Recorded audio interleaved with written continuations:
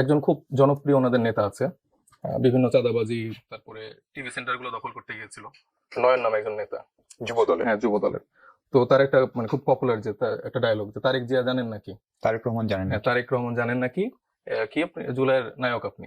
তো এই যে এরকম করে ফ্রেমিং করা হচ্ছে, তারেক রহমান সাহেব হচ্ছে ওই পর্দার মানে ভেতর থেকে দেখছে, খুশি হচ্ছে, এবং এগুলো তো আরো প্রমোট করা হচ্ছে।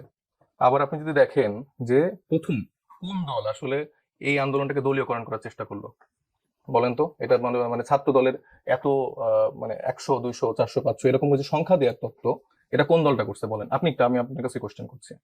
আর কোন দলই বোধহয় দলীয় ভাবে সংখ্যা বলেন নাই বিএনপি ছাড়া। হ্যাঁ, তো বিএনপি করছে। তো বিএনপি প্রথমে বললো এরকম যে দলীয়করণ করা হয়েছে, কিন্তু আপনারাও অনেকবার বলছেন যে এই না, আন্দোলনটা, কিন্তু বিএনপির যারা শহীদ হয়েছেন বা জীবন দিয়েছেন তাদের তালিকা প্রকাশ কেন অন্যায় হবে?